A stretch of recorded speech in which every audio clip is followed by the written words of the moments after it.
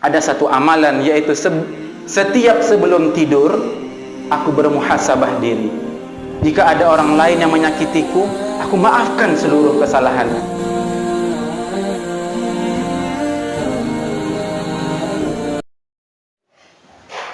Uhayyikum tahiyyatal Islam, tahiyatan mubarakatan wa salaman da'iyan ila al-haqq wal ikha.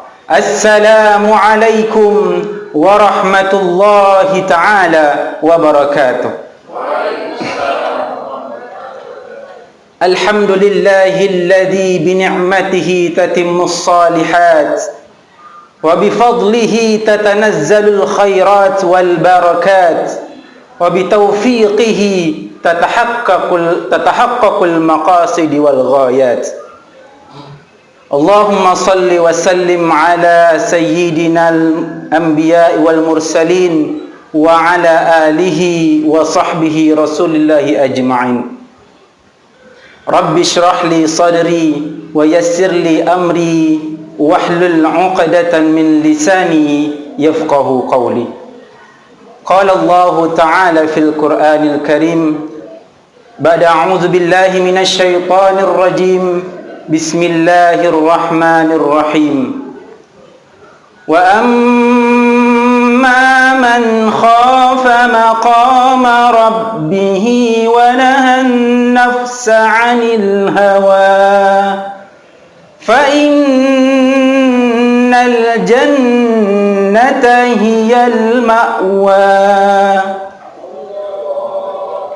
Qala Rasulullah sallallahu alaihi wasallam fi hadithihi, innama bu'ithtu liutammima makarimal akhlaq. Sadaqallahul azim wa sadaqa rasuluhul karim wa nahnu ala dzalika minasyahidin. Yang sama-sama kami hormati al-mukarram wal muhtaram al-ustaz Kiai Haji Jamaluddin F. Hashim, nafanallahu wa iyyakum bi'ulumih. Para teman-teman al-asatiz wal ustazat rahimani wa rahimakumullah azza wa jalla. Ibnu Qayyim al-Jauzi pernah memberikan sebuah nasihat tentang akhlak kepada generasi setelahnya. Beliau mengatakan, sesungguhnya agama seluruhnya mengajarkan tentang akhlak. Maka barang siapa yang menghilangkan akhlaknya, maka dia telah menghilangkan agamanya.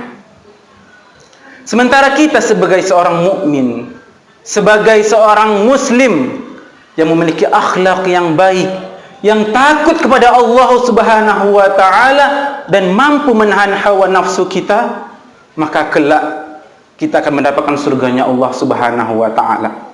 Sebagaimana firman Allah Subhanahu wa taala yang saya bacakan tadi pada surah An-Nazi'at, wa amma man khafa maqama rabbih wa nahan nafsa 'anil hawa fa innal jannata hiyal ma'wa.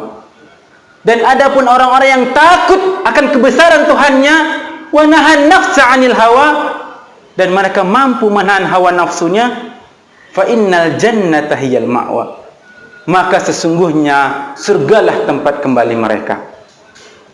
Teman-teman para asatiz wal ustazat rahimakumullah,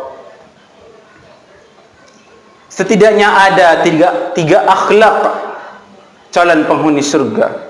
Sebagaimana Abu Lais Samarqandi dalam kitab Tanbihul Ghafilin menyebutkan, wa yuqalu salasatu min akhlaqi ahlil jannah illa tujadu fil karim. Setidaknya ada tiga akhlak yang dimiliki oleh seorang ahli surga, la tujadu illa fil karim, tidak didapatkan oleh orang-orang yang mulia.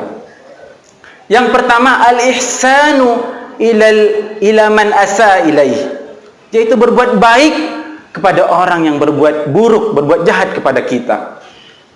Yang kedua, al-afu amman zalamah, memaafkan orang yang menzaliminya. Dan yang ketiga, wal bazlu liman haramah, yaitu bersifat pemurah kepada orang yang kikir kepadanya. Teman-teman al-asatiz wal ustazat rahimakumullah, pada suatu ketika Rasulullah SAW bersama para sahabat duduk setelah melaksanakan sholat. Kemudian Rasulullah SAW bersabda, akan lewat seorang laki-laki penghuni surga. Kemudian lewat salah seorang sahabat dari kaum Ansar yang bersuku Baduy, yang berpenampilan sederhana. Pada hari berikutnya, pada kejadian yang sama, Rasulullah menyebutkan kembali, akan lewat di hadapan kalian seorang laki-laki penghuni surga. Sampai 3 hari, 3 kali Rasulullah menyebutkan akan lewat di hadapan kalian seorang penghuni surga.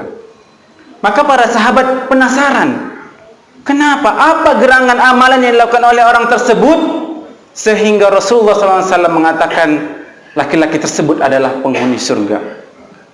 Maka Abdullah bin Amr bin As radhiyallahu anhu mengikutinya dari belakang. Kemudian dia mencari alasan, mengatakan, aku ada perselisihan bersama ayahku sehingga aku berjanji tidak akan pulang ke rumah selama 3 hari. Kemudian akhirnya dia numpang menginap di sahabat penghuni surga tersebut selama 3 hari. Singkat cerita, selama 3 hari dia tidak melihat amalan yang istimewa yang dilakukan oleh sahabat tersebut. Salat tahajud tidak sebanyak sahabat-sahabat yang lain, berzikir sepanjang malam pun tidak.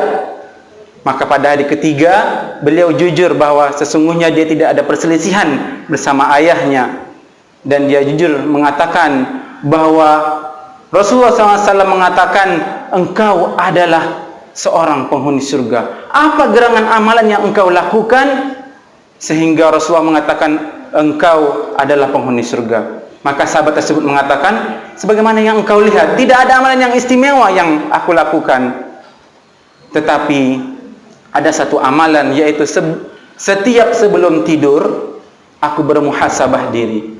Jika ada orang lain yang menyakitiku, aku maafkan seluruh kesalahannya. Tidak ada rasa dendam, tidak ada rasa iri hati, tidak ada rasa dengki terhadap orang lain. Sehingga dengan amalan inilah Allah Subhanahu wa taala mengangkat derajatnya, dan Nabi Muhammad SAW mengatakan dia adalah seorang penghuni surga. Barakallahu li wa lakum.